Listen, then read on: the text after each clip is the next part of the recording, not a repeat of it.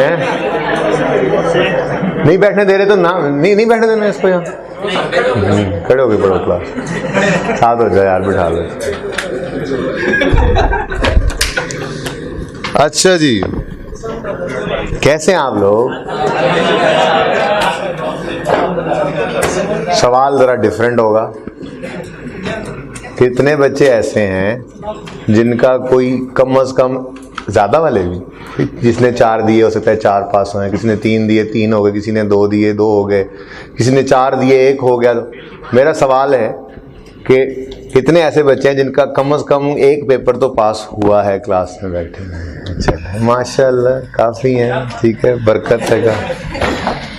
दूसरा सवाल, कितने बच्चे ऐसे हैं जो इस क्लास में बैठे हैं और उनका इंट्रो पास हो गया है? गुड, शाबाश, बाकियों को भी अल्लाह पास कर देंगे। अच्छा जी, देखें, बात सुने।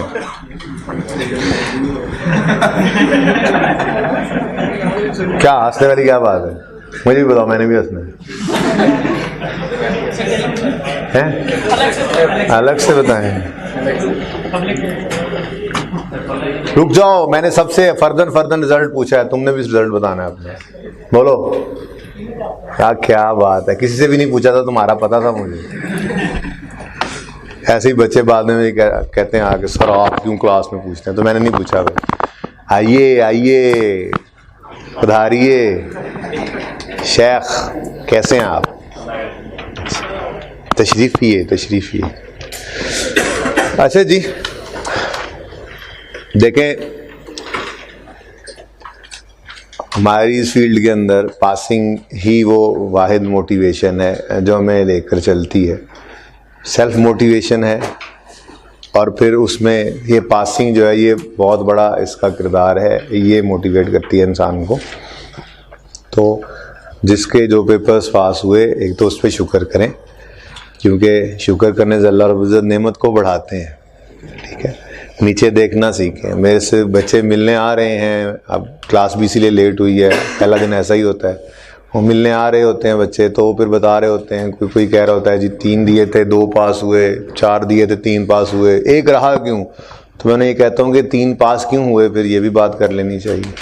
तो शुक्र करना है तो 1 आध भी पास हुआ, तो बाकी जो पेपर नहीं पास हुए वो मेरे से भी ज़्यादा हर एक बच्चा खुद जानता है कि उसमें क्या मसला हुआ, ठीक है।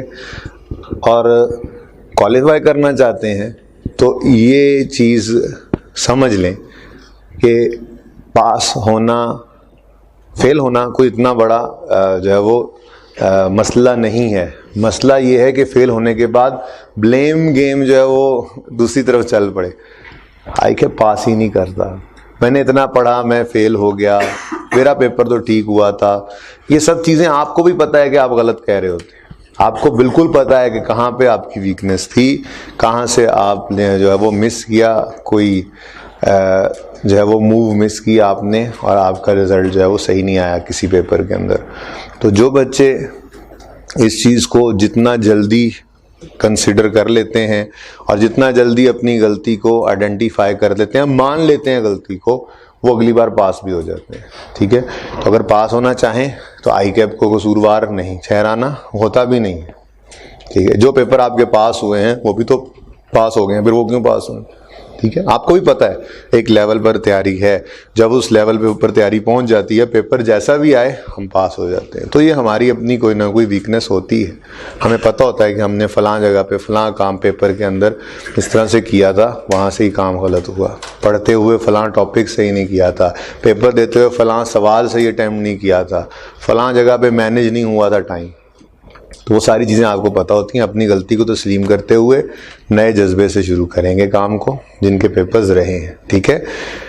बाकी ये जो टाइम मैनेज करना, अनसीन एलिमेंट को दूर करना, ये क्लास के अंदर टेस्ट्स में हो रहा होता है, जिसको आप कैजुअल लेते हैं। जब आप उसको कैजुअल लेते हैं, आप हर पेपर को, हर टेस्ट को, हर टर्म टेस्ट को, हर असेसमेंट को जब आई कैप का पेपर समझकर नहीं करते हैं, तो ये वो जगह है जहाँ पे आप जो है वो क्लू मिस कर रहे होते हैं अपनी तैयारी के अंदर, ठीक है। तो अभी खैर से 2.5 महीने मेरे साथ हैं आप लोग, 1 महीना अपने आप के साथ हैं आप लोग, तो ये 3.5 महीने में आप कुछ भी कर सकते हैं, पास होने के लिए, ठीक है। और अभी तक भी फॉर्मूला वही है। जितने पेपर हैं आपके, हर पेपर को 1 से सवा 1 घंटा आपने डेली देना है। अगर आप दे रहे हैं तो आपका पेपर पास हो जाएगा, कोई वजह नहीं बचती फेल होने की, ठीक है। लेकिन एक बात याद रखिएगा, अपने आप को सही वही करता है जो खुद को गलत समझ रहा हो। जो खुद को गलत समझे ही ना, वो सही करने की तरफ जाता ही नहीं। इसलिए मैंने आपको कहा कि आप सुकून से बैठें, और आपको पता है, जितना आपको पता है किसी और को नहीं पता, और ख़ुद को बैठ के समझाएं, हाँ भाई यहाँ पे गलती हुई थी और इंशाल्लाह मैंने इसको कवर करना है, तो अल्लाह ने चाहा तो अगली बार रिजल्ट्स बेटर आएंगे, ठीक है। कोशिश करेंगे ना इंशाल्लाह। अब माफ़ी के भी दिन ख़त्म हो गए हैं, अब आपके सामने भी टारगेट है। आपको पता लग गया है, दूध का दूध पानी का पानी हो चुका है, इतने पेपर पास हुए, इतने नहीं हुए, अब मैंने ये पेपर्स पढ़ने हैं। 1-2 दिन के अंदर अंदर ये सारी बातें डिसाइड हो जाएंगी। जब आपकी ये सारी बातें डिसाइड हो जाएंगी तो फिर आपने गुंजाइश नहीं छोड़नी। फिर ये 3.5 महीने में जितने पेपर आपके रखे हुए हों वो सारे पास होने चाहिए। ये है चेंज, ठीक है। वरना तो फिर वही, अगर रूटीन वही रखेंगे तो रिजल्ट्स भी वही रहेंगे, रिजल्ट्स नहीं बदलेंगे। आईकैप कभी भी माफ़ी नहीं देगा आपको जब तक कि आप अपनी तैयारी को आईकैप के लेवल पे पहुंचा नहीं लेते, ठीक है। बाकी मैं आपको ये बता दूं कि स्टूडेंट्स का तो पता लग ही रहा होता है कि ये बच्चा जो है वो जा रहा है पासिंग की तरफ, उस्ताद को पता लग रहा होता है, ठीक है। तो ऐसे बच्चे बहुत कम देखने में आए जिनका लग रहा हो कि वो पास हो जाएंगे और वो पास ना हो। ऐसे कुछ केसेस आते हैं और वो मिसहैप होता है, बस कोई ना कोई, उनकी अपनी सेहत ख़राब हो गई, फैमिली में कोई मिसहैप हो गया, उनके अपने साथ कोई मिसहैप हो गया, ऐसा कोई ना कोई मसला होने की वजह से वो बच्चे पास ना कर पाएँ तो अलग बात है। वरना ऐसा कोई बच्चा मैंने कभी नहीं देखा कि जो मुझे नज़र आ रहा होता था कि मेरा बच्चा पास होने की तरफ जा रहा है और वो पास ना हो।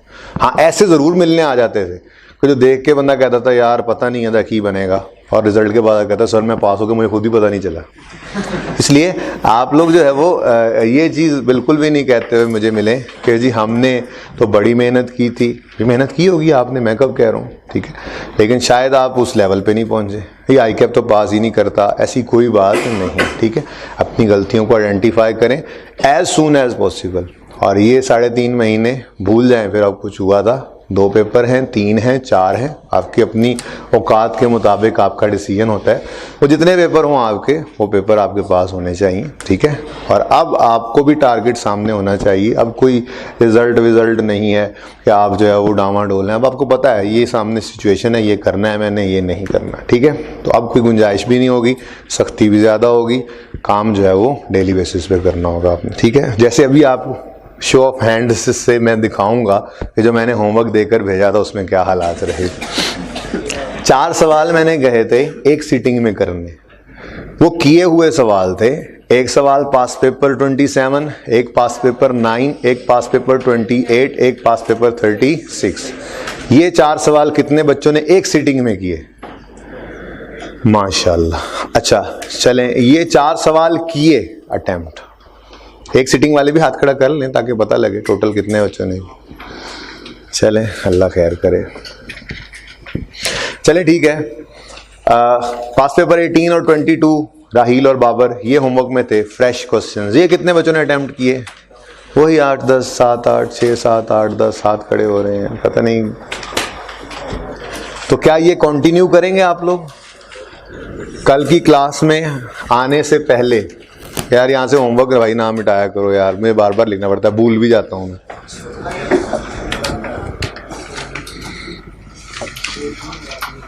पिछली क्लास के तो एंड पे लिखा था ये होमवर्क, आपको स्टार्ट में लिख कर दे रहा हूँ। पास पेपर 28,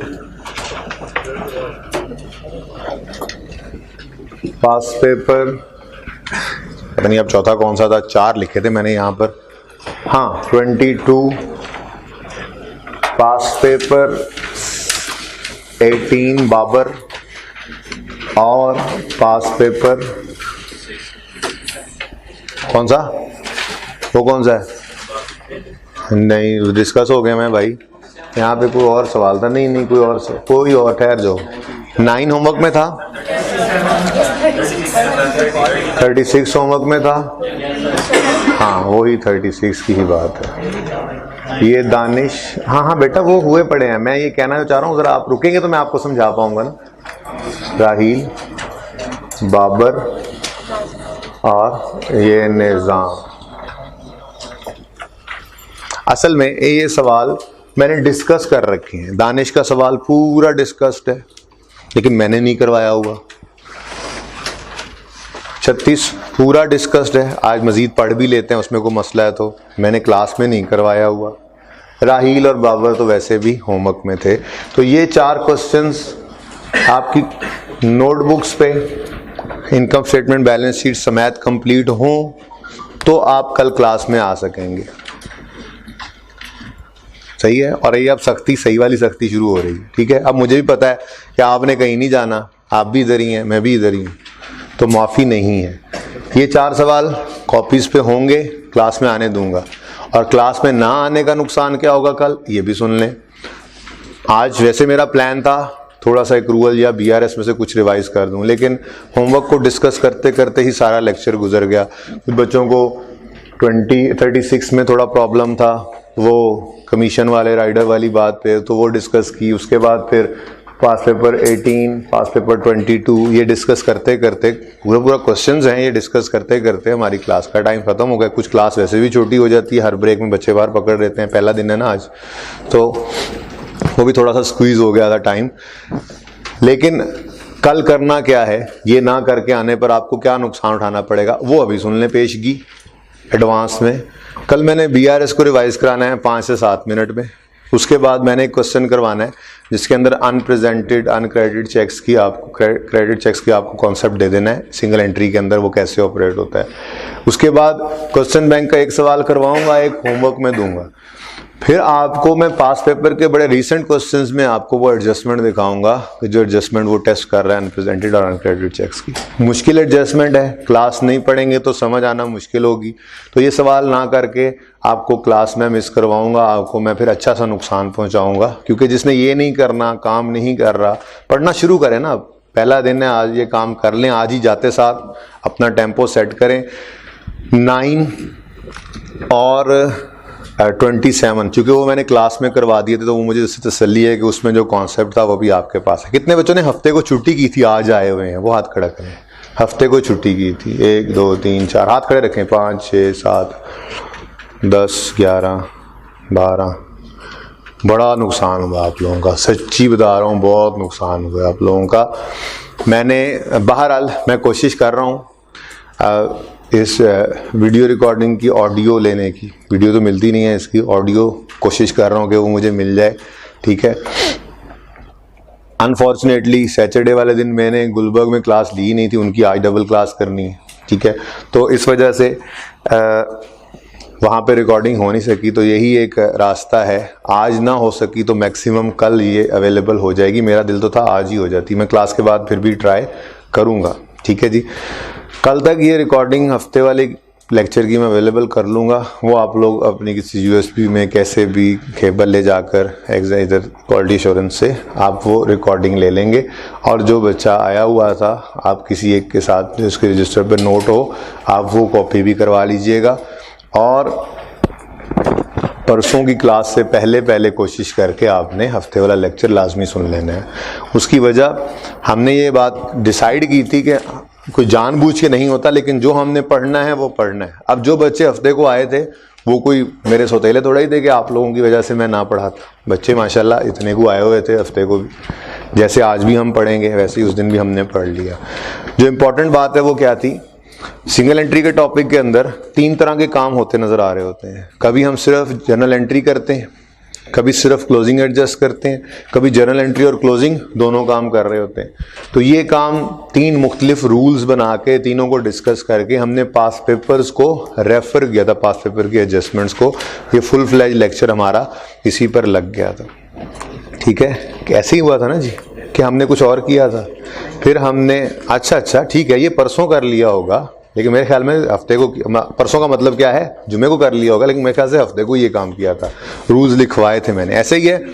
अच्छा, थोड़ी सी बात ज़बानी हुई पड़ी थी जुमे को, लेकिन सही मानों में जो कॉन्सेप्ट लिया था हमने वो इसी दिन लिया था। फिर हमने एक और काम किया था, दानिश वाले क्वेश्चन के अंदर सेल रिटर्न्स आई थी, और सेल रिटर्न्स अगर आ जाएं तो हमने ये डिसाइड किया था कि अगर डेटर के अगर सेल रिटर्न है सवाल में, तो डेटर के बैलेंस से जो सेल आती है वो सेल टोटल ग्रॉस सेल होती है उसमें से रिटर्न्स लेस नहीं हुई पड़ी होती। अगर आपने उन सेल से कॉस्ट ऑफ सेल निकालनी है तो पहले आपको नेट करना पड़ता है और फिर कॉस्ट ऑफ सेल्स निकालते हैं।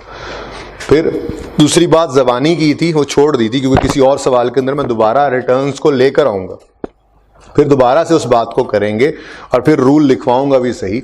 अगर कॉस्ट ऑफ सेल से सेल निकले और सवाल में रिटर्न हो तो कॉस्ट ऑफ सेल तो नेट सेल्स निकाल के देनी है, फिर हमें डेटर के लेजर में लिखने के लिए उन्हें ग्रॉस अप करना पड़ जाता है। तो वहाँ पर मैं दानिश वाला सवाल दोबारा रेफर भी करूँगा।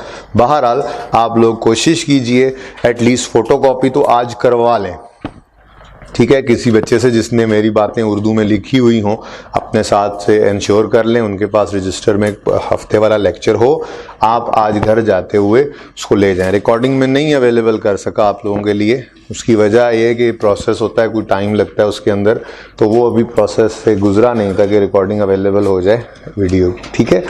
तो वो मेरी कोशिश है, मैं एज सून एज पॉसिबल आपको अवेलेबल कर दूंगा। आप लोगों ने क्या करना है, फ़ोटोकॉपीज़ करवा के काइंडली घर जाना है और आज अच्छे तरीके से उस लेक्चर को पढ़ना है। उसके अंदर हमने 2-3 क्वेश्चंस डिस्कस किए थे। दानिश वाला क्वेश्चन था और क्वेश्चन बैंक 4 था और अशफाक वाले क्वेश्चन की एडजस्टमेंट थी। अशफाक वाले क्वेश्चन की एडजस्टमेंट तो इतनी इंपॉर्टेंट नहीं थी, मैंने आपको कहा था नॉन रेक करेंगे, लेकिन पास पेपर 4 ताहिर वाला उसकी बेस पे पास पेपर 18 होमवर्क हो जाना था। दानिश वाले क्वेश्चन के अंदर भी हमने कुछ रेफर भी किया था, प्लस से रिटर्न का असल में मामला आया था जिसको हमने देखना था और समझना था। तो लेक्चर इंपॉर्टेंट था, बार बार कह रहा हूँ, कॉपी करवा के जाइएगा किसी अच्छे रजिस्टर से, और बल्कि मुझे दिखा ही दें, मैं खुद ही क्यों ना करवा दूँ, एक बच्चे की कॉपी रखवा देता हूँ, सारे वहीं से लेते रहना। कोई बच्चा ये समझे कि मेरी राइटिंग और मेरा लेक्चर फुल फ्लेज है, मैंने बिल्कुल कुछ भी नहीं छोड़ा, हाथ खड़ा करे, कोई बात नहीं है। कॉन्फिडेंस ये बहुत कम है, तफसीर से नहीं लिखा हुआ। अब्दुल्ला इधर दिखाओ रजिस्टर में। और जी और कोई बेटा आप में से कोई नोट किया हो, सब कुछ लिखा हो, बेटा इधर रजिस्टर दिखाएं। कुछ नहीं होता, खैर है।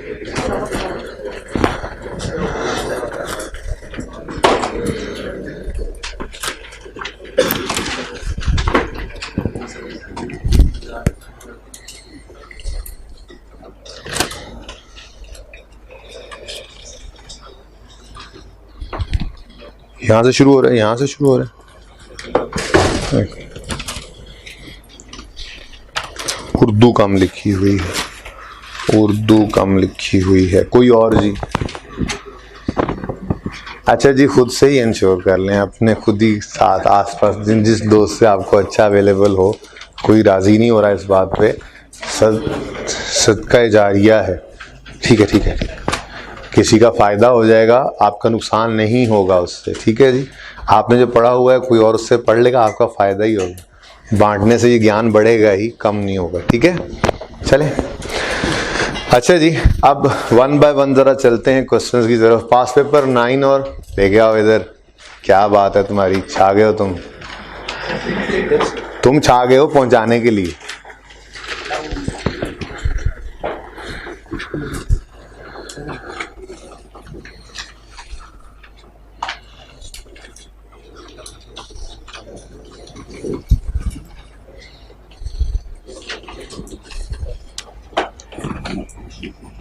सही है यार।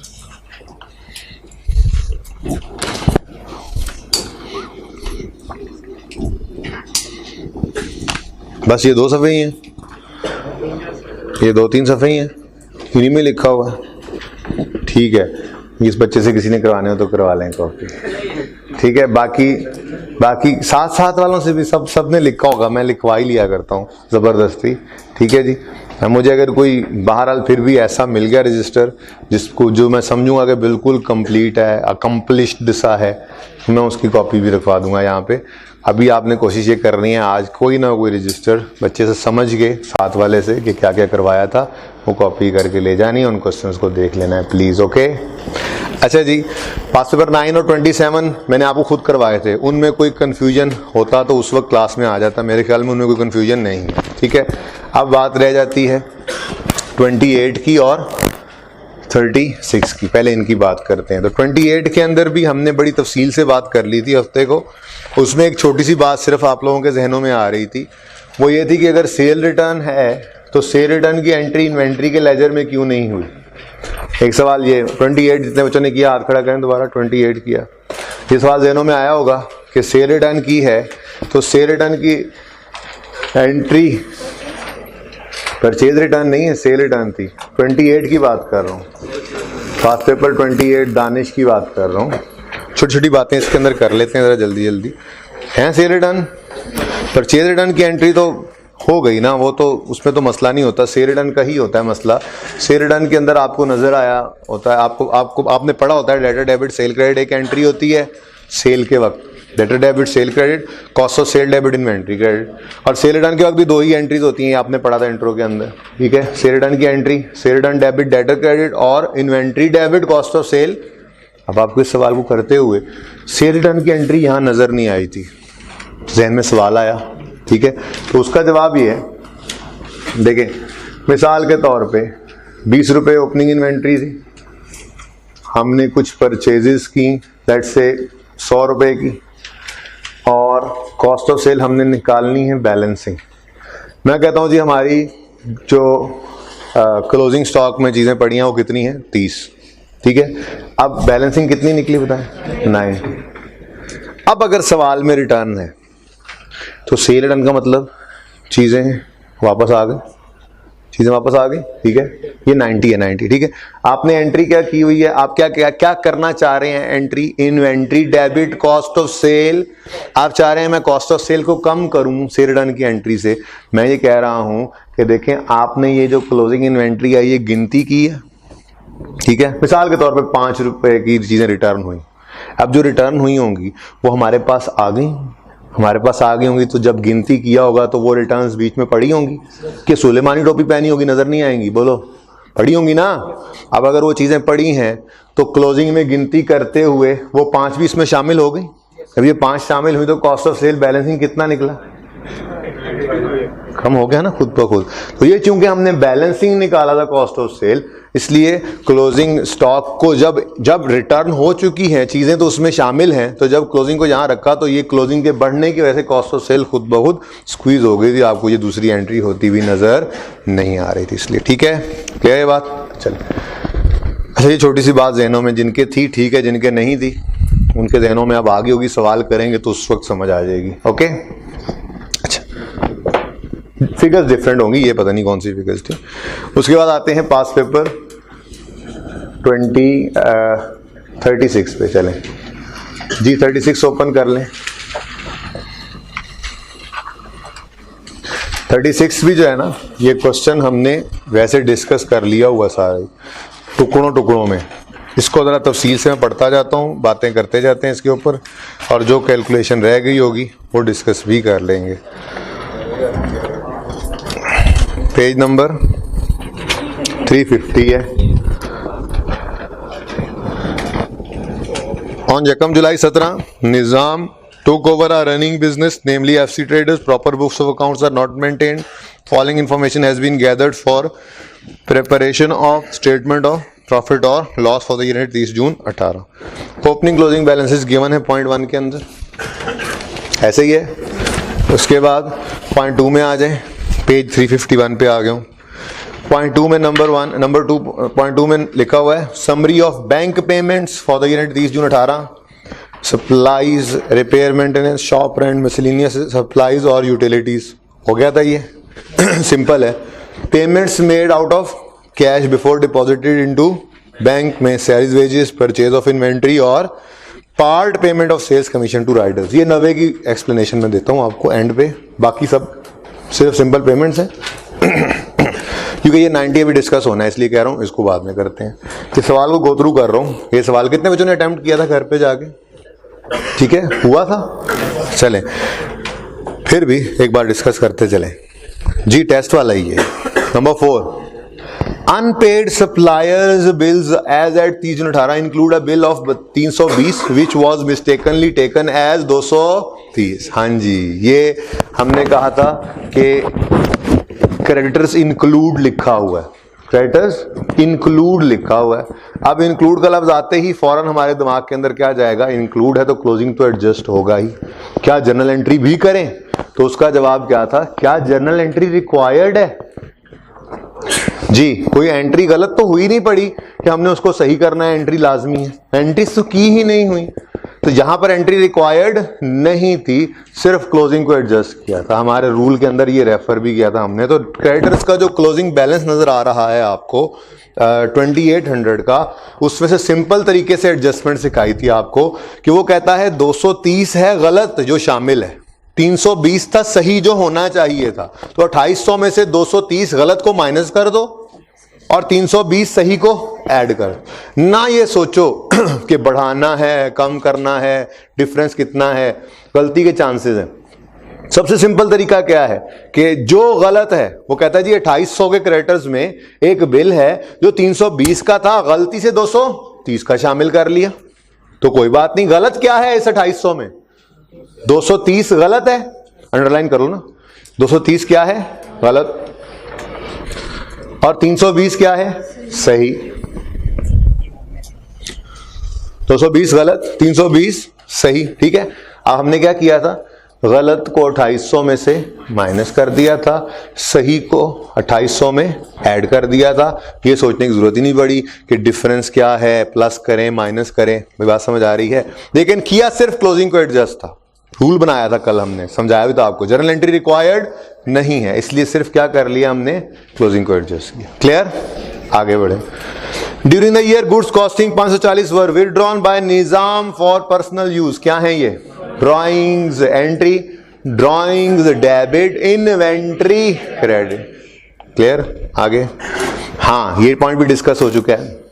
Point 6, inventory as at 30 June 18 includes, फिर इंक्लूड, ऊपर भी इंक्लूड था, अंडरलाइन करो, नीचे भी इंक्लूड है, ठीक है। लेकिन दोनों में फर्क क्या था? ऊपर जो चीज इंक्लूड है उसकी जर्नल एंट्री नहीं थी, हमने सिर्फ क्लोजिंग एडजस्ट किया। अब इसको पढ़ें जरा, ये रूल डिसाइड कर लिया हुआ हमने हफ्ते को, एब्सेंट होने वाले बच्चों, ये सब कुछ हमने कर लिया।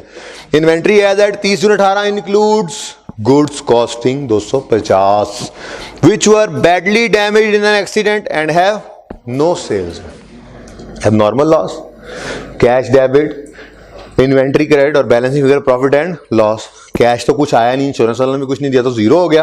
तो 250 से profit and loss, debit, inventory credit, ये एंट्री बनती है? बोलो। तो ये एंट्री भी पास की, क्योंकि एंट्री बनती थी तो एंट्री भी पास कर ली। अब क्लोजिंग इंक्लूड है तो एडजस्टमेंट भी करनी पड़ेगी। तो ये हमारा दूसरा रूल था कि अगर एंट्री रिक्वायर्ड है और कह रहा है क्लोजिंग इंक्लूड्स, तो फिर क्या करोगे? एंट्री भी पास करोगे, क्लोजिंग को एडजस्ट भी करोगे। तो इन्वेंट्री के लेजर में आपको क्रेडिट साइड पे 250 भी नजर आया जब आपने सवाल किया घर पे, ठीक है। और इन्वेंट्री जो है आपके पास 2400 की पड़ी है, इसमें से आपने 250 को माइनस भी किया था, ऐसे ही किया था। चलें, ये तो बातें सब जो है वो हो चुकी थी। हाँ, ये पॉइंट बच्चों को थोड़ा सा मसला कर रहा है तो बहुत आसान, लेकिन पता नहीं कितने बच्चों को मसला आया ये सेल्स, कॉस्ट ऑफ सेल्स वाली बात। चलें देख लेते हैं।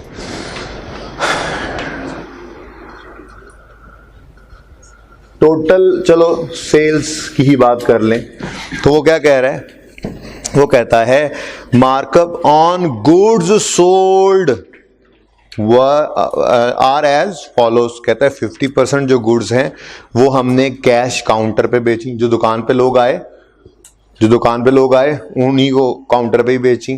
50% गुड्स यानी टोटल जो चीजें बिकी हैं उनमें से आधी चीजें काउंटर पे बेची, बाकी 20% वो राइडर्स को, लोगों को बेच गई। हैं कैश सेल्स, लेकिन वो आ नहीं सके, जो उन्होंने फोन पे कहा हमें चीजें पहुंचा दें, हमने राइडर्स के थ्रू भी सेल की। वो लोगों ने जा के दरवाजे खटका के आपको ये चीज चाहिए करके बेचा उन्होंने। 20% ऐसी गुड्स थी, ठीक है, और 30% उधार।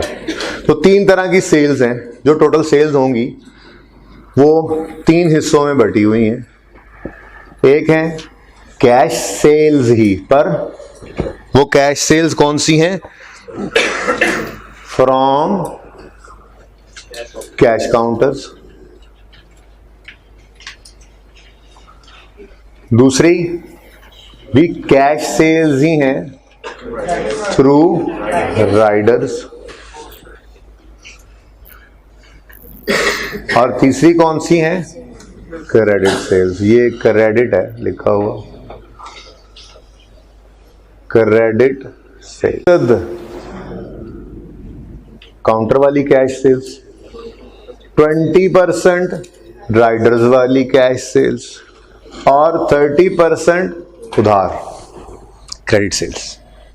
ठीक है, अब आपको बताया हुआ है अगर वो डिफरेंट प्रॉफिट परसेंटेजेस कर रहा है चार्ज तो करने दें, हमें से क्या कर सकता है वो।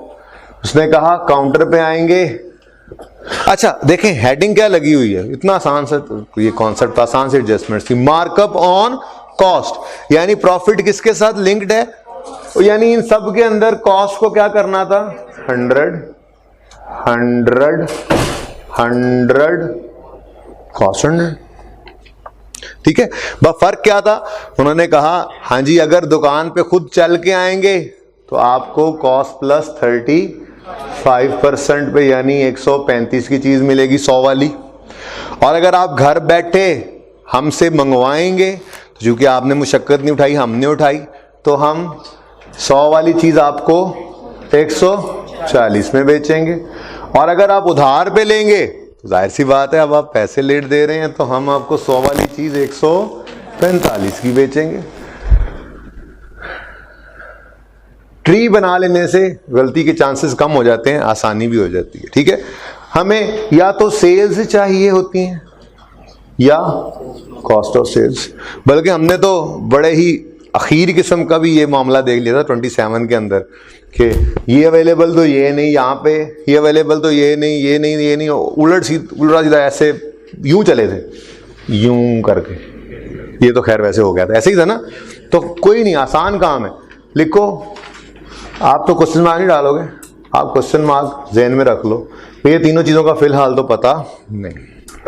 ठीक है, उसके बाद जब सवाल आपने किया तो सवाल के अंदर सेल्स की फिगर नहीं निकली थी, इन्वेंट्री में से कॉस्ट ऑफ सेल्स निकल आई थी और वो टोटल कॉस्ट ऑफ सेल्स आई थी बिजनेस की 17,500, यही फिगर थी। याद है पिछली क्लास में, याद आ गई मुझे। 17,500 की टोटल कॉस्ट ऑफ सेल्स है। ठीक है, अच्छा अब मसला ये है ना कि उसने तो कहा है 50% of the sales is cash and 20% of the sales is through riders and 30% of the sales are on credit. ये लिखा हुआ है ना, देखो देखो ये लिखा हुआ है ना, 50% ऑफ द सेल्स लिखा हुआ है ना, नहीं लिखा हुआ सेल्स। होश करो, होश के नाखून लो, देखो तो 50% ऑफ द गुड्स। तो भाई उसने चीजों को परसेंटेज में दिया हुआ था, यानी कि टोटल जितनी चीजें बिकी हैं उसमें से वो चीजें 50% कितनी थी, वो कैश वाली काउंटर वाली, उन चीजों में से 20% राइडर्स वाली। तो इसका मतलब गुड्स की परसेंटेज गिवन थी, मसला ही कोई नहीं था, हमने 17,500 को बांट लेना था। 17,500 का 50% कितना बनता है 8750, 17,500 का 20% 8500, 17,500 का 30% क्या ये 30 है। अच्छा लें जी, और 5 to 5, ये बात समझ आई है। तो थोड़ा सा मसला हो जाता अगर शायद वो कहता 50% ऑफ द सेल्स, तो हम सोचते कि यार सेल्स की वैल्यू का 50% होना है, लेकिन उसने तो जिंदगी ही आसान कर दी। उसने कहा 50% ऑफ द गुड्स, यानी कि जो चीजें टोटल हमने अगर 50 चीजें बेची हैं, ठीक है, तो वो कह रहा है उसमें से 25 चीजें, कॉस्ट ऑफ सेल का क्या मतलब है, 50 चीजें जो बिकी हैं उनकी कॉस्ट। वो कह रहा है इनमें से 50% ये हैं, 20% ये हैं, तो हमने सिर्फ कॉस्ट ऑफ सेल को बांटना था, उसके बाद तो बचा ही कुछ नहीं। रिक्वायर्ड क्या है, सेल्स, गिवन है cost of sale, cost of sale की परसेंटेज 100, गिवन रिक्वायर्ड क्या है सेल 135, सेल्स कितनी आई 11812। ठीक है, मसला ही कोई नहीं, सभी यही जैसे थे, हर जगह सेल्स ही रिक्वायर्ड थी। Sales over cost of sales over cost of sale percentage, ये तो सब में ही 100 होना है, इंटू 140, बस यही बदल रहा है 4900 और again sales 5250 cost of sales, इसकी परसेंटेज 100 ही है इंटू 145। जी बताएं 7612 या 3 कर लें। अच्छा अब ये टोटल कर दें जरा, सेल्स वैसे ही टोटल कर दें। 24325। ये सेल्स कहां जानी थी? प्रॉफिट। ये टोटल कहां जाना है? प्रॉफिट एंड लॉस में। बाकी ये कहां जानी थी भाई? ये दोनों ही कैश सेल्स हैं, ठीक है, ये दोनों कैश सेल्स, ठीक है। ये कैश सेल्स कहां जाती हैं? कैश अकाउंट में, कैश अकाउंट में। और ये क्रेडिट सेल्स थी, ये कहां जानी थी? इन दोनों की एंट्री टोटली कर दें तो कैश डेबिट सेल्स क्रेडिट, और इसकी entry debtors debit sales credit. ठीक हो गया? अच्छा यहां तक तो बात मुश्किल नहीं थी, आसान ही थी। हाँ एक चीज जो इस टेबल के बाद लिख दी थी उन्होंने, वो क्या थी? The riders are entitled to 3% commission. 3% commission मिलेगा उनको सारी सेल्स का। अच्छा सिर्फ ये वाली काउंटर वाली सेल्स का? हाँ उधार वाली का। भाई राइडर्स का क्या ताल्लुक इन सेल्स से? तो उसने सिर्फ लिख दिया था 3% of the sales, commission of 3%। Rider बस लिखा है 3% कमीशन हुआ है। पहली बात तो ये कि कमीशन होगा किसका? कॉस्ट का या सेल्स का? कभी सुना हो कि जी परसेंटेज ऑफ कॉस्ट आपको कमीशन मिलेगा? ऐसा कभी भी नहीं होता, ठीक है। तो अगर आपने अपने सेल्स मैनेजर को कमीशन पे करना है तो उसको उसकी सेल्स की परसेंटेज देंगे। आप ये क्यों कर रहे थे? आप कहते हैं यार सेल करो, जितनी सेल करोगे उसकी परसेंटेज जितनी तुम्हारी, तो वो सेल्स को बढ़ाने की कोशिश करेगा, ठीक है। तो पहली बात सेल्स का 3% होना था, और दूसरी बात कौन सी सेल्स का? जो राइडर्स ने खुद की हैं उन्हीं सेल्स का। यानी इस 4900 का फिर एक और यूज था, वो क्या है? Commission to riders. बनता कितना है? 4900 का 3%, आंसर इज 14। बस ये कमीशन इनका बनता था। अब कमीशन क्या है? इनकम है, एक्सपेंस है? जैसे कोई भी एक्सपेंस होता है वैसे ही इस एक्सपेंस का भी लेजर बना दो। कमीशन एक्सपेंस जैसे बनाते आए, कमीशन एक्सपेंस का लेजर बनाओ। ओपनिंग में प्रीपेड है कोई? पेबल है कोई? नहीं। तो स्टेप 1 क्या लिखते थे? हमने थोड़ी सी बात एक्रूअल प्रीपेमेंट्स की भी की थी एब्सेंट होने वालों, ठीक है। हाँ मैंने स्टेप्स लिखवाने हैं, लेकिन वो स्टेप्स सिर्फ लिखवाने हैं। अब आपने छुट्टी की, हमने स्टेप्स समझ लिए थे एक्रूअल प्रीपेमेंट्स, ठीक है। तो नुकसान पे नुकसान नजर आ रहा है, दिल बैठा जा रहा है। कोई बात नहीं, आज का दिन कोई नया सवाल नहीं है। ये 4 सवाल करके आने हैं तो क्लास में आना है, और फोटोकॉपी करवा लेंगे तो 1 नज़र 2 नज़र 3 नज़र उस लेक्चर पे कम से कम डाल लेंगे, थोड़ा सा तो आइडिया हो ही जाएगा। कल इंशाल्लाह रिकॉर्डिंग अवेलेबल कर दूंगा, तो वो कल घर जाकर इंशाल्लाह आप देख लेंगे, क्योंकि कल का जो काम होगा वो तो नया होगा, इससे ज़्यादा ताल्लुक नहीं होगा उसका। BRS और फिर उस वाला सवाल। तो ये जो हमने काम कंक्लूड किया है तो फिर आप रिकॉर्डिंग को सुन लेंगे। इस वीकेंड से पहले जितने सवाल हुए पड़े हैं वो सारे के सारे आपके कोई भी कैरी फॉरवर्ड नहीं रहने चाहिए। बस दिन ख़त्म, सुकून के, टेंशन के, सोच के, डामाडोल के। अब सीधा सामने नज़र आ रहा है क्या करना है हमने, ठीक है। तो ये वीकेंड जो है, इस वीकेंड तक जितनी सिंगल एंट्री की हुई है उसमें कोई मसला आपके रहना नहीं चाहिए, कोई सवाल बचना नहीं चाहिए, और वो काम आज से ही शुरू करेंगे तो हो पाएगा। ओके अच्छा, कोई स्टेप 1 ओपनिंग लिखा करते हैं, कोई है ओपनिंग? लिखने की जरूरत ही नहीं है। स्टेप 2 बोलो, कुछ तो बोलो। कैश पेड की एंट्री किया करते थे, ठीक है। कैश है या बैंक है, जो भी है, कैश है नजर आ रहा है। बहरहाल एक्सपेंस के केस में कैश की एंट्री क्या होती है बता दो? Expense debit, cash credit. तो एक्सपेंस में हमने यहां पर लिखा कैश भी हो सकता था, बैंक भी हो सकता था, ठीक है। अगर कैश बैंक इस तरफ आएगा तो फिर प्रॉफिट एंड लॉस में जो एक्सपेंस की फिगर जाती है वो किस तरफ आएगी? बोलो, ये इधर नहीं, राइट नहीं, क्रेडिट बोलो। मैं इस तरह कह सकता हूं इधर, क्योंकि मेरे सामने है इधर। आप क्या कहेंगे? क्रेडिट। अच्छा जी, शुक्रिया, ठीक है। अब बताएं, ये जो 147 निकला है ये पेड है ना?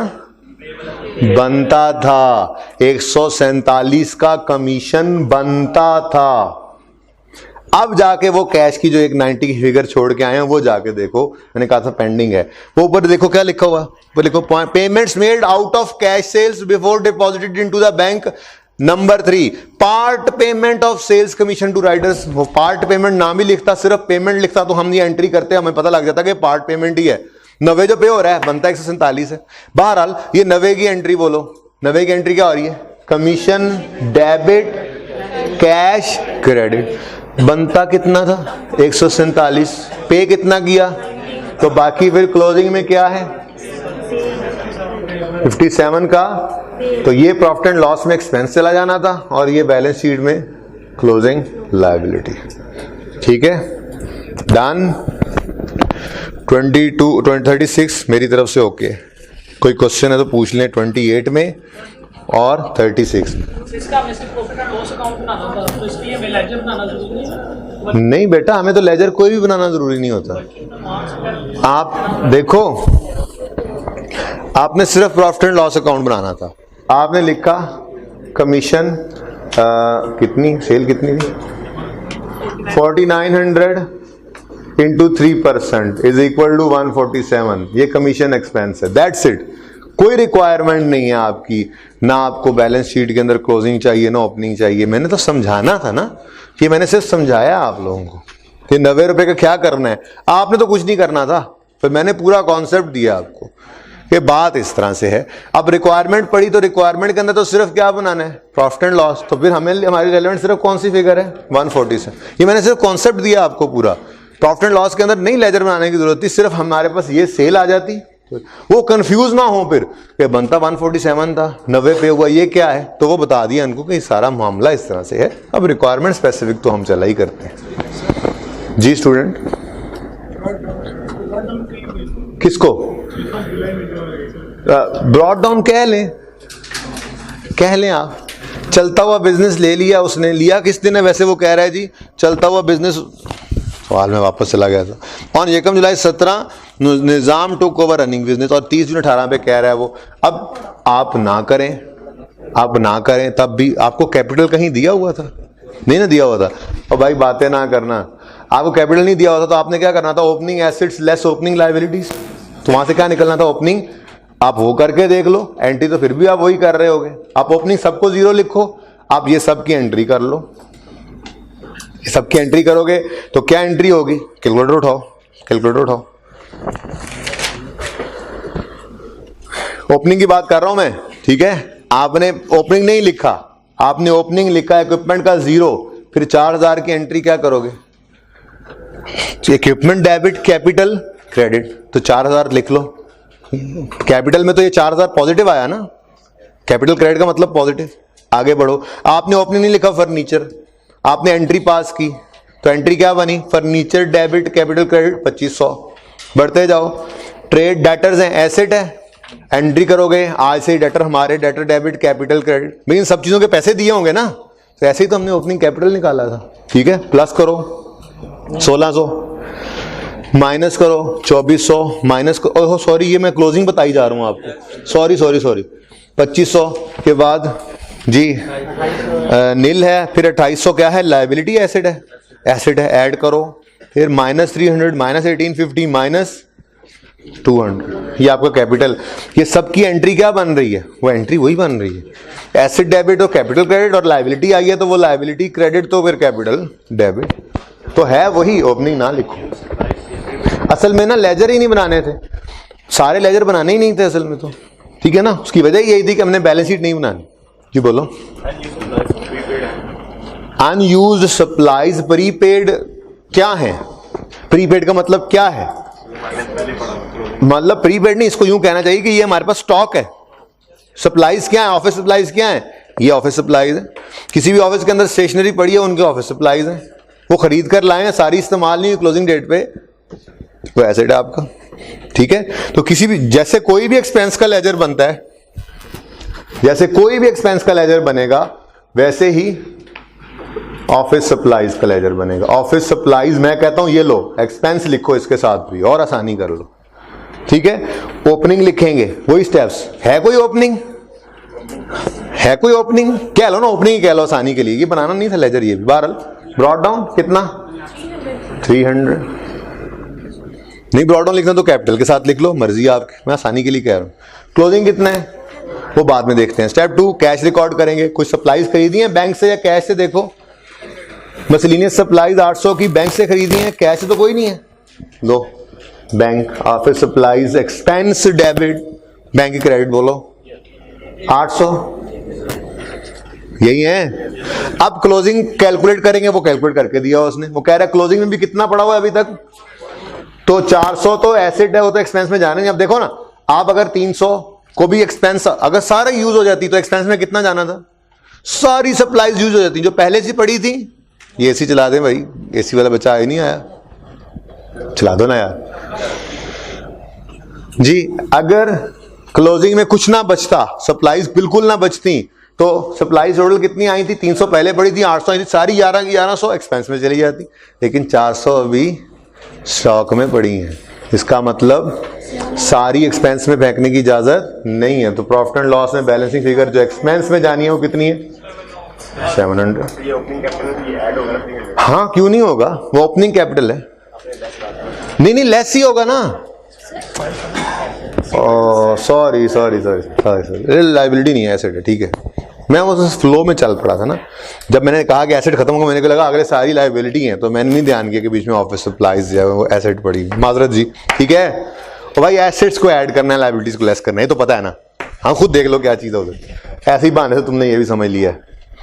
बहरहाल ये काम का लेजर है, ये काम का लेजर है, ये आगे भी काम आएगा। ऑफिस सप्लाईज, स्टेशनरी, इन नामों से ये लेजर आएगा, इनकम एक्सपेंडिचर में भी आएगा। आपने बस ये याद रखना है कि इसको आपने किसी भी तरह, किसी और एक्सपेंस की तरह से इस लेजर को भी बना लेना है। ओके कह रहे छाड़ दो भाई छती दी जान। 28 में कोई क्वेश्चन? 400 बैलेंस शीट में ऐसे मिल जाएगा। हाँ जी जाएगा, पर बैलेंस शीट बनानी नहीं है। जाएगा, क्यों नहीं जाएगा? अगर ये प्रीपेड कोई रेंट होता तो जाता, तो ये भी स्टॉक है, एसेट है, जाएगा ना। और कहाँ जाना है, मेरे घर जाएगा, तुम्हारे घर जाएगा, ये उनकी ऑफिस सप्लाईज हैं। ऑडिटर मत बनो। हम ऑडिट पे जाया करते थे ना, तो ऑडिट पे ढेर सारी स्टेशनरी लिखते थे, थोड़ी सी इस्तेमाल करते थे, बाकी घर ले आते थे। ऐसे नहीं करते होते, ठीक है। ये रिकॉर्डिंग में से काट देना भाई। नहीं देखें, बात यह है कि वो रिक्वायरमेंट लेटर में स्टेशनरी वाकई सारी लिखी जाती है, वो स्टैंडर्ड स्टेशनरी होती है, वो मिल जाती है, वो हम उठा के ऑफिस ले आते हैं। फिर जाहिर है काम तो चल ही रहा होता है। वो जब ऑर्डर खत्म हो जाता था तो फिर अपनी मतलब की चीज़ें बीच में से निकाल लेते थे, बाकी ऑफिस में पड़ी रहती थी। अब ऑफिस में भी तो हमने यूज़ करनी होती थी, क्लाइंट ने तो दे दिया आपको, वो तो वापस नहीं ना लेते, वो तो उन्होंने आपको दे दी हुई, ठीक है। उनके तो एक्सपेंस हो गया, आपका एसेट बन जाया करता था, हो गया कवर। ये कौन लोग हैं वैसे आपस? आज तो थोड़े से, आज तो ढूंढ दो मुझे। मुझे शक पता है किस पे? हाथ खड़ा करे वो जिस पे मुझे शक है, खुद बता रहे। नहीं तारिक पे नहीं है, कतन नहीं है, हैं? चलो टाइम कम है। 28वें सवाल को देख लो। 28वें को मसला, 18वें पे आओ। बहुत आसान सवाल था। कितने बच्चों ने 18 बाबर अटेम्प्ट किया था? 18 बाबर कर लेना। ताहिर वाले क्वेश्चन की ही एडजस्टमेंट थी यहाँ पर भी, ठीक है। बस थोड़ा सा इसके अंदर ट्विस्ट डाल दिया था उसने, पेएबल करके, आधा पर्सनल से पे करवा के आधा पेएबल करके। देखते हैं जी। Possible 18 page 337 Babar. ये इसलिए डिस्कस कर रहा हूँ ना क्योंकि कल आपने ये सवाल रजिस्टर पे करके लाने हैं, नहीं होंगे तो आप अगली क्लास नहीं पढ़ सकेंगे। तो मैं थोड़ा ही चाहूंगा कि आप ये ना करके आए।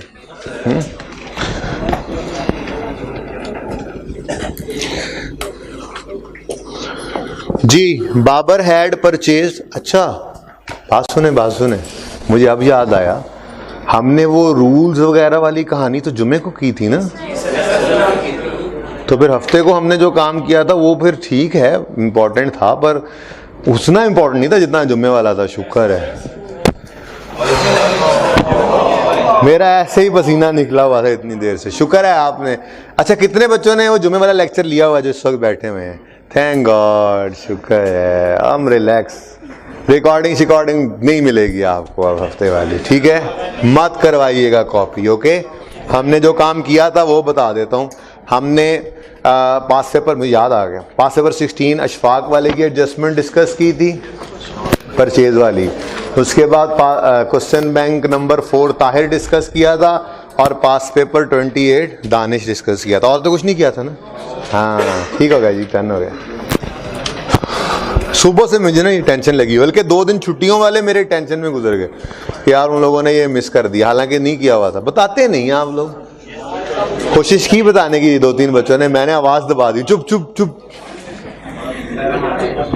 चले बहुत माजरत चुप करवाने वालों को। बाबर हैड परचेज, चलता हुआ business from Raji on 1 January 14 at a total agreed price of 960। Babar ने, वो राजी था, उससे बिजनेस ले लिया चलता हुआ, टोटल एग्रीड प्राइस 960। ओ बाबर डाइड ऑन 16 जून 14। ऐसे ही है ना, हम लोगों के भी प्लान्स बड़े बड़े, अगले 50-60 साल तो कम से कम प्लान किए होते हैं हमने, ठीक है? उसके बाद कहते हैं बाद में फिर रिटायरमेंट लाइफ प्लान कर लें अभी से। ये नहीं पता कि कल सुबह हम उठेंगे या नहीं उठेंगे। तो बाबर ने भी 10 लाख का बिजनेस खरीद लिया चलता हुआ, ठीक है जी? क्या पता था उसको थे उसके हिस्से का, उसके नाप का, उसके इस्तेमाल, उसकी मैयत में इस्तेमाल होने वाला कफन आ चुका हुआ है, तो आ गया हुआ था। बहरहाल हाय बाबर डाइड ऑन यार फाड़ लिया मैं यही है वो शक भी इसी पे था मुझे, ठीक है? और एक आध और पे भी है, ओके?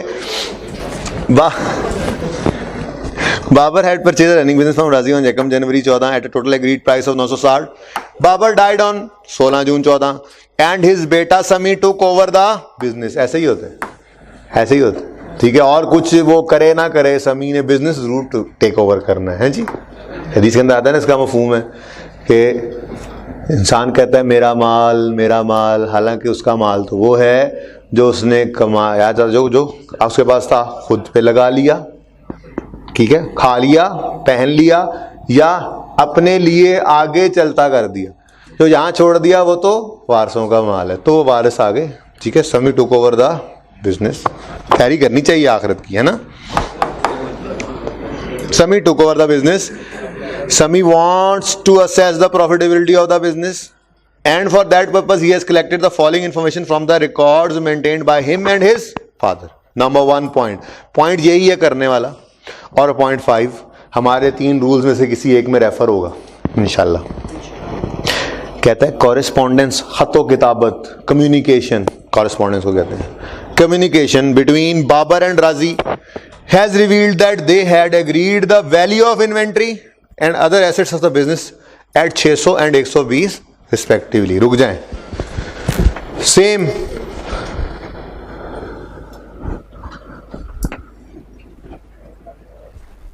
ये यहां पे इसकी डिस्कशन चल रही थी जी। अब इधर 18 बाबर, सेम वही क्वेश्चन बैंक 6 वाली कहानी है, ठीक है? चलता हुआ बिजनेस लेने गया बाबर राजी से, उसने कहा ये बिजनेस मुझे चाहिए। उसने कहा ठीक है ले लो। इन्वेंट्री कितनी पड़ी है? उसने कहा जी इन्वेंट्री है 6 लाख। उसने जेब से निकाला, पता नहीं निकाला कि निकाला, 6 लाख, 6 लाख की इन्वेंट्री उसने ले ली। इन्वेंट्री डेबिट, ठीक है? फिर उसने कहा अच्छा इन्वेंट्री तो हो गई है, जो कुर्सियाँ, मेज़ें, दराजें, ये जो अलमारियां हैं, फर्नीचर फिक्सचर्स वगैरह, बाकी जो एसेट्स हैं छोटे मोटे, ये कितने के हैं?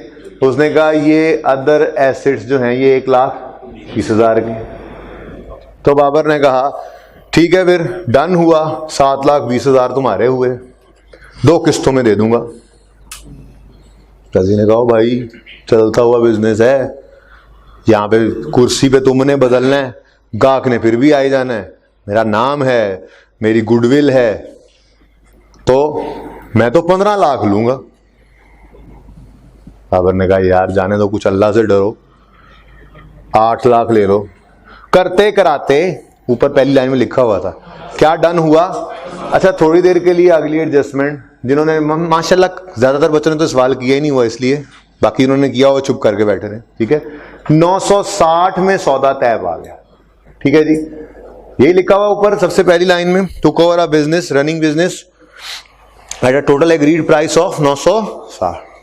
अब ये क्या हुआ है, 720 तो टोटल एसेट, टोटल वर्थ थी उस बिजनेस की, उसने 960 काहे के लिए दिया है, गुडविल के लिए। तो बकाया बैलेंसिंग वो ना भी बताए अगली लाइन, तो मैंने आपको इसलिए तैयार किया हुआ है, सवाल के अंदर पर्चे में इस तरह से दे दे वो कि एक्वायर किया बिजनेस, दो चीजों की ये वैल्यू थी, और कुछ भी ना लिखे आगे, और बैंक में पेमेंट 960 की होती नजर आ जाए आपको, तो फौरन आपने जज करना है कि बैलेंसिंग क्या है, गुडविल। अभी तो 2 सवाल किया हमने क्वेश्चन बैंक का 4 किया ताहिर, उसमें भी उसने गुडविल बता दी थी। हमने ये 18 होमवर्क में किया, कितने बच्चों ने किया था वैसे, हम कौन है वो, हम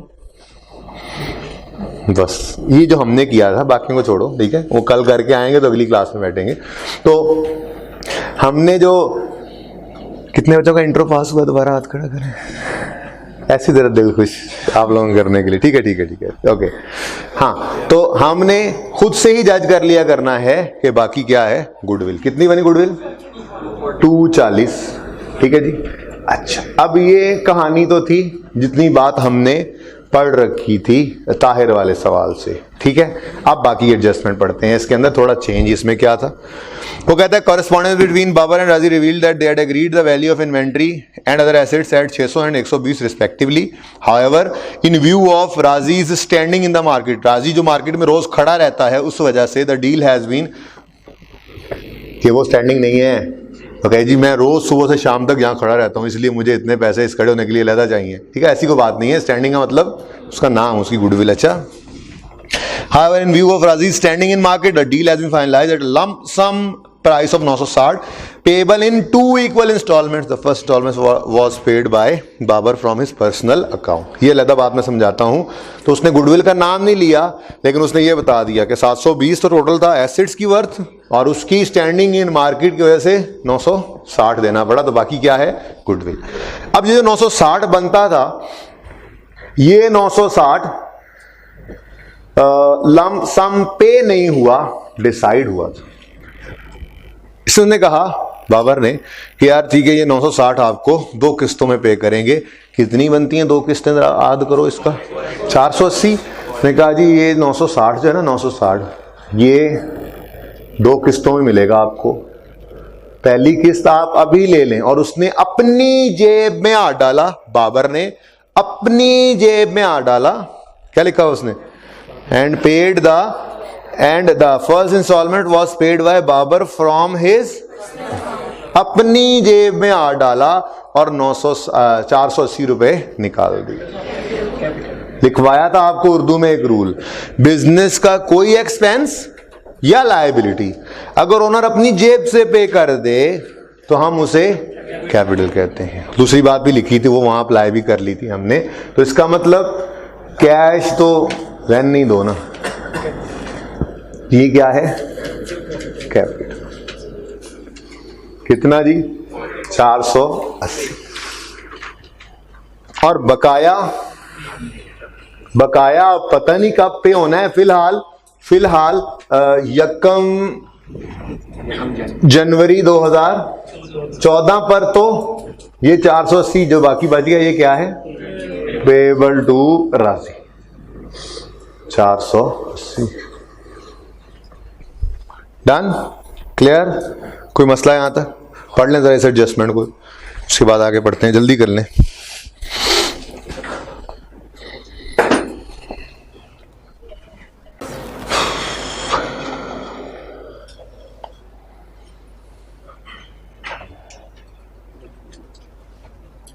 डन, चलें आगे, जल्दी करें, राइल वाले सवाल की बात भी करनी है थोड़ी सी। अच्छा, उसके बाद पॉइंट 1 खत्म हो गया। पॉइंट 2 में क्या कहता है, Babar had opened a bank account in the name of business and analysis of bank statement revealed the following details, receipts और पेमेंट्स गिवन है, ओपनिंग क्लोजिंग नहीं गिवन, इसलिए लेजर बना लेंगे और कुछ नहीं। तो टोटल, अगर टोटल दिया होता ना तो टोटल लिखकर ही ओपनिंग क्लोजिंग लिख लेते, पर लेजर बना लेना फिलहाल इस सवाल को जब करना तो ठीक है। अच्छा, amounts deposited by Babar on 1 January 14 from his ये क्या है? ये वाले पैसे हैं। बोलो, वो जो बैलेंस शीट बन रही थी ना, बैलेंस शीट में वो जहां पे हम लिखा करते थे ओपनिंग कैपिटल, मैंने कहा था तकलीफ हो तो यहां पर फ्रेश कैपिटल लिख लेना, याद है? ठीक है, तो आपको हो जाती है अक्सर तकलीफ। तो पहली एंट्री ऑलरेडी पड़ चुकी है, तो आप कहोगे ये कैसे? वो नजर नहीं आ रही टूट के, क्योंकि गई हुई है ना। वो आप यूं कह लें, इन्वेंट्री, एसेट्स, गुडविल, डेबिट, उसमें से कुछ पैसे जो क्रेडिट हुए थे वो कैपिटल में आ चुके हैं। ये कैपिटल क्रेडिट हुआ पड़ा है, ये तो था ही। ये फिर क्या है? 2000।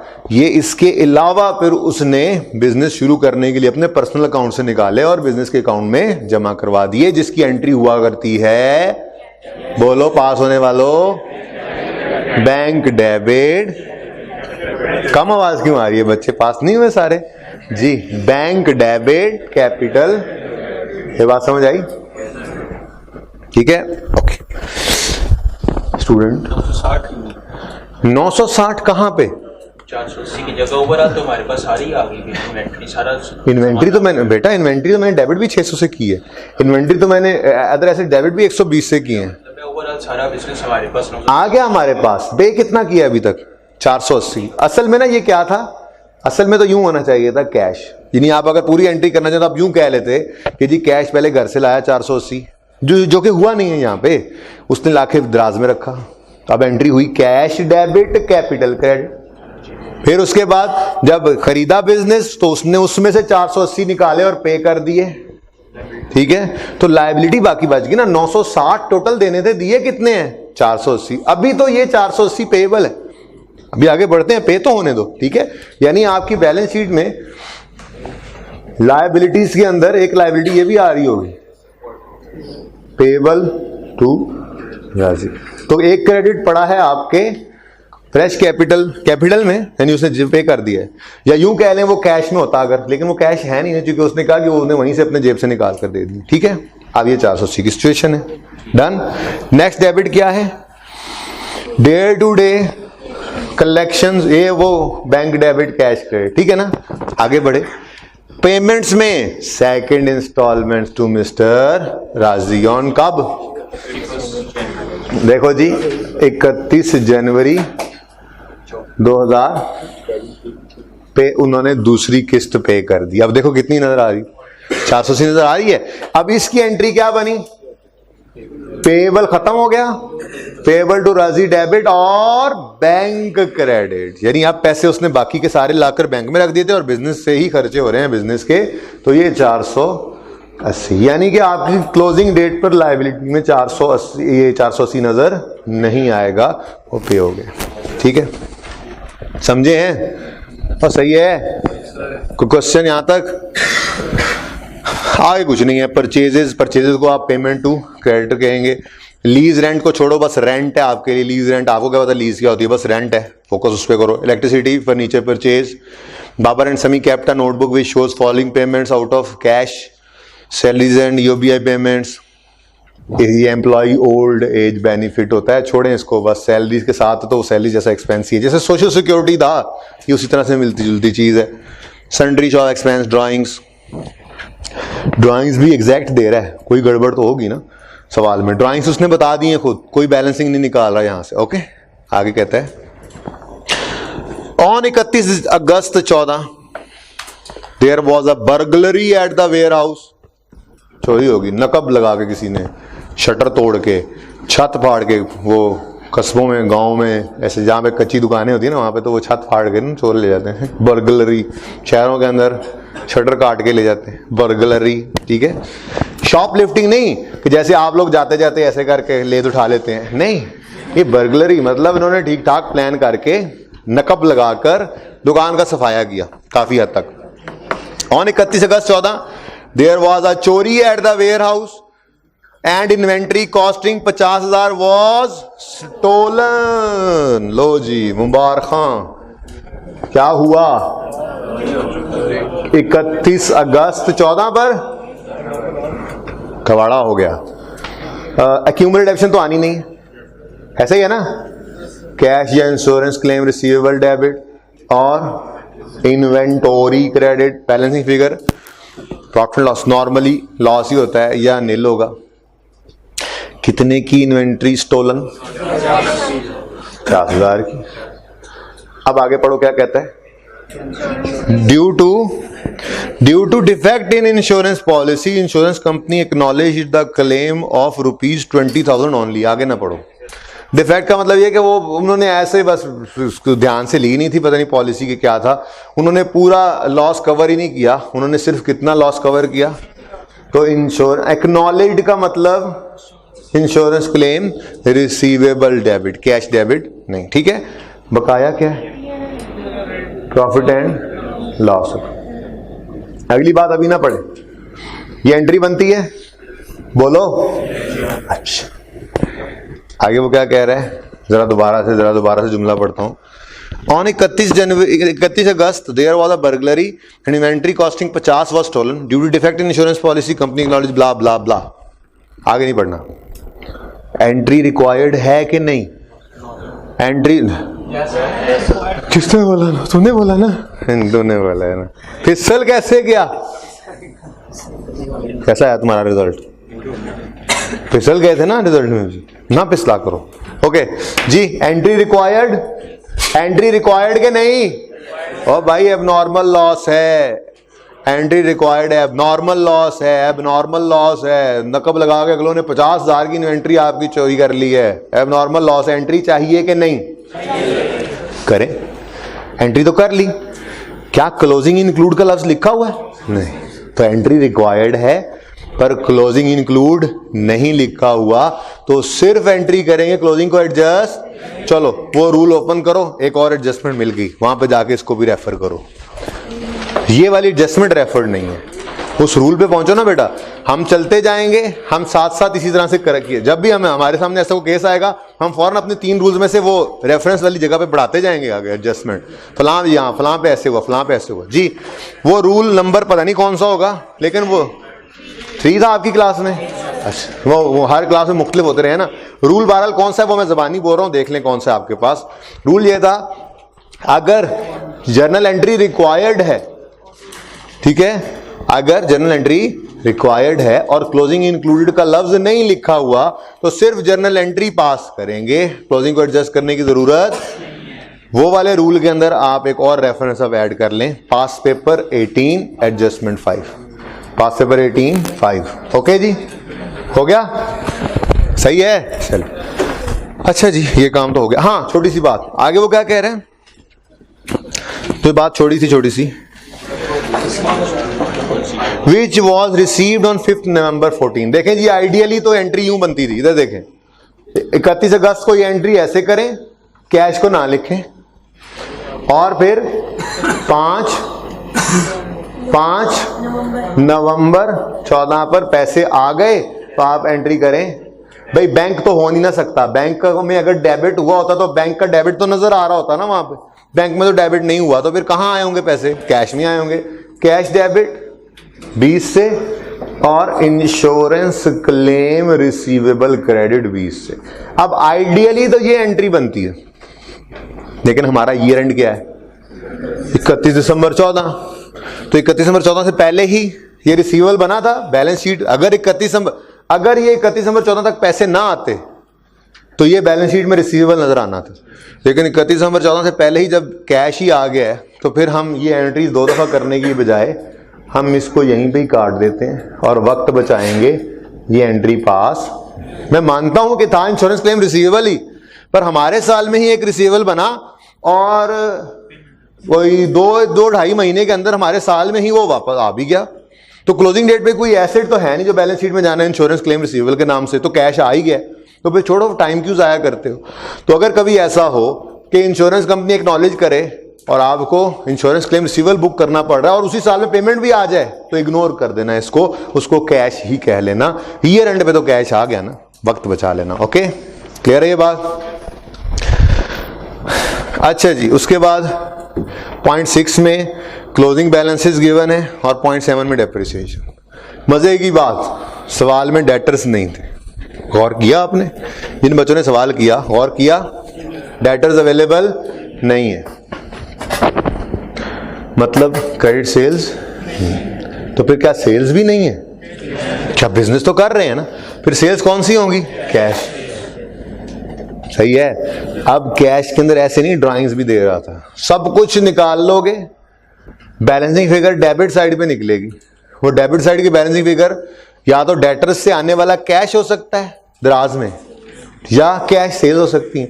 डेटर्स तो है नहीं, तो फिर वो क्या है? Cash sales. तो कैश सेल्स ऐसे निकल आनी थी। ये सवाल भी कर लेंगे आप, ठीक है जी। 22 पे आए, कोई क्वेश्चन है इसमें तो पूछ लें इसके अलावा। अच्छा क्वेश्चन नंबर 22 में ज्यादा बात करने का टाइम नहीं बचा। एक छोटी सी बात है, कंफर्मेशंस। आप में से ऑडिट कौन पढ़ रहा है? कौन कौन पढ़ रहा है या पढ़ लिया है? नहीं, एक दूसरे को देख के हाथ खड़े करने, शर्म क्यों कर रहे हैं? जो पढ़ रहा है बता दे। मैंने कोई सवाल नहीं पूछना, कसम ले ले, मैं सवाल नहीं पूछना है। अच्छा, एक हो गए, 2 सोच के, 3। ओके सुने, अब आप लोगों को वैसे मैंने अपनी तसल्ली के लिए पूछना था, वो डायरेक्ट कंफर्मेशन का कॉन्सेप्ट सुना हुआ है, बस यही पूछना था, ऐसे ही आप लोग डर रहे थे। देखें जी, एक्सटर्नल कंफर्मेशन एक ऑडिट प्रोसीजर है ऑडिटर्स का, ठीक है जी। मिसाल के तौर पे, अब टाइम कम है, हर जगह पे हम बैंक से क्रेडिटर से भी ले सकते हैं, लेकिन मेरे सामने जो सवाल के अंदर एडजस्टमेंट है मैं वही एग्जांपल लेता हूँ। हम ऑडिटर, बीइंग ऑडिटर, गए अपने क्लाइंट पे, वहाँ पे जाके हमें बैलेंस शीट, इनकम स्टेटमेंट, ये financial statements banana management those charged with governance का काम है। आपने ऑडिट में पढ़ा होगा, जिन्होंने पढ़ा हुआ है। If responsibility of preparation of financial statements is of management and those charged with governance, our responsibility is to audit, ठीक है ना। ये हम रीजनेबल एश्योरेंस देते हैं कि जी कोई मसले मसाइल नहीं। तो फाइनेंशियल स्टेटमेंट्स बना के दी आपको क्लाइंट ने, आपके सामने फाइनेंशियल स्टेटमेंट्स आ गई। अब आपने उस पर ऑडिट प्रोसीजर्स लगाने, एसेट्स ओवरस्टेट ना हो, लायबिलिटीज अंडरस्टेटेड ना हो, इनकम्स ओवरस्टेटेड ना हो, एक्सपेंसेस अंडरस्टेटेड ना हो, फिर स्टैंडर्ड्स की कंप्लायंस चल रही हो। तो फिर इन्हीं के अंदर एक डेटर का लेजर, आपका डेटर का बैलेंस आपके सामने आया, ये एक एसेट है। अब आपको पता है कि ये कैसा एसेट है कि आपका क्लाइंट इसमें गड़बड़ कर सकता है, वैसे ही फेक इनवॉइसेस डाल दे, डेटर डेबिट कर दे। आपने कहा जरा ये डेटर का ब्रेकअप तो ला दे, पार्टी वाइज ब्रेकअप ला दे। उन्होंने कहा अच्छा जी ले आते हैं। उन्होंने डेटर का पूरा ब्रेकअप ला दिया, कोई 15, 20, 25 सफ़ों की एक लिस्ट आ गई जिसके अंदर हर डेटर का नाम आ रहा था। आपने सैम्पल बेसिस पे मॉडल कर रहे होते हैं, आपने सैम्पलिंग बेसिस पर कोई जो है ना 15, 20, 50 जितना भी आपका दिल किया, आपका जो सैंपल साइज था, जो आपने पहले टेस्ट ऑफ कंट्रोल लगाकर, अब मुश्किल बातों की तरफ चल पड़े, छोड़ें, ठीक है। आपने एक सैंपल डिसाइड किया हुआ था, आपके सीनियर ने कहा था इतने % जो है ना डेटर्स को चेक करना है। आपने अपनी मर्जी से ऐसे ही ना बीच में उनमें से वैसे ही बस कुछ बड़े कुछ छोटे बैलेंसेस मिला जुलाकर आपने वो कहा उनको कि ज़रा ये पार्टीज के एड्रेसेस हमें ला दो। अब वो एड्रेसेस ले आए। अब आपने उसी कंपनी के लेटर हेड पे एक तहरीर छापी जिस पे लिखा हुआ था, जैसे अब ये डेटर है कंपनी का, तो कंपनी ने लिखा हुआ था कि we have are receivable of rupees इतने फ्रॉम यू, ठीक है जी। और उसके बाद हमने उन्हें लिखा कि कंफर्म करें इस बैलेंस को, नीचे एक अलग से पर्चा बना दिया कि जी आप इसको कंफर्म करें कि हाँ जी हमने इतने, जो ये कह रहे हैं हमने लेने, हमने इतने देने भी हैं, और अगर नहीं तो व्हाट इज द डिफरेंस, क्या चीज है जो डिफरेंस है, वो नीचे लेजर वगैरह लगा कर भेजेंगे। कभी कभी ऐसा भी होता है कि खत भेजे जाते हैं, वापस जवाब ही नहीं आता, तो पता लग जाता है कि ये कुछ भी नहीं है, ये कुछ है ही नहीं। या वो कंफर्म करवाते हैं उनसे कि यार इनसे कहो कंफर्म करें, नहीं तो ये डेटर ही नहीं है तुम्हारा, समझ रहे। और इनको जवाब का कहते क्या है, जवाब क्लाइंट को नहीं देना, नीचे लिखा होता है आप ऑडिटर के एड्रेस पे, हमारी फर्म के ऑफिस के अंदर वो कंफर्मेशन आती हैं, आप ऑडिटर के एड्रेस के ऊपर ये कंफर्मेशन डायरेक्टली भेजें। तो ये एक बड़ा जबरदस्त प्रोसीजर है, ठीक है, जिसको थर्ड पार्टी कंफर्म कर रही है। इससे ज्यादा क्या बेहतर हो सकता है कि तीसरा बंदा को कह रहा है जी मैंने इतने पैसे देने हैं, खुद कोई कह रहा है, कंफर्म हो गया ना। अब इस सवाल के अंदर ये था, कंफर्मेशन सबसे बेस्ट तरीका है। उन्होंने डेटर्स लिखे हुए हैं, ये कंफर्म नहीं है, कंफर्मेशन कंफर्म। अब इन्होंने 6400 के डेटर्स, 6400 कितने सवाल के अंदर देखें, क्लोजिंग डेटर्स 64,000 है, ठीक है। 64,000 के डेटर्स दिखाए हुए थे, लेकिन जब कंफर्मेशंस भेजी तो उसमें से सिर्फ जो है वो 54,000 ने या कितनों ने कंफर्म किया। तो आपका क्लोजिंग 64,000 होगा या 54 होगा? 54 होगा, क्यों? कंफर्म तो भाई वही है, ठीक है। तो फिर 66 को हम, या जो जितना भी है 64 या 66 जो भी है, इसको आप इग्नोर करेंगे, 54 आपका क्लोजिंग बैलेंस बन जाएगा। एक बात, ठीक है। बाकी मजीद कल करेंगे बात। दूसरी बात जो इस सवाल में इंपॉर्टेंट थी वो ये थी कि इसका कैशियर भाग गया। 1 अप्रैल को इसने कैशियर रखा था, 1 जुलाई को वो गायब है और कैश भी गायब है। तो 3 महीने के अंदर अंदर का डाटा है सारा। ये पूरा सवाल 3 महीने का है, 1 अप्रैल से शुरू होकर 30 जून तक का। बैलेंस शीट भी 1 अप्रैल की गिवन है और 30 जून की बनानी है। बैंक भी 3 महीनों का बैलेंस दे रहा है, ठीक है। हर खर्चा 3 महीने का करना है। सोल्यूशन करते हुए आपने रिक्वायरमेंट ए को नहीं पढ़ना, वो कहता है डिफॉल्केशन स्टेटमेंट बनाओ, वो बता दूंगा आपको क्या होती है। आपने बस अपना कैश का अकाउंट बनाना है। कैश अकाउंट में से वैसे ही मिसअप्रोप्रिएशन एक्सपेंस निकलेगा। सब कुछ आपने अलग अलग जगहों से लेकर आना है और बैलेंस करके चेक करना है। कैश का लेजर क्लोजिंग 0 होगा। पढ़ोगे ना, सवाल में लिखा होगा 1 जुलाई को वो भी नहीं है और कैश भी नहीं है, ठीक है। वो भी नहीं है और कैश भी नहीं है, ठीक है। तो क्लोजिंग 0 कर दोगे और कैश के लेजर में से बाकी सब कुछ क्वेश्चन मार्क्स निकाल के बैलेंसिंग जो है वो आपने डिफॉल्केशन निकालनी है, यानी मिसअप्रोप्रिएशन, ठीक है जी। बैठे बैठे बैठे, बात तो पूरी सुन लें। डिफॉल्केशन स्टेटमेंट बनानी नहीं है, ठीक है। वैसे अगर बनाना चाहेंगे तो मसला नहीं है।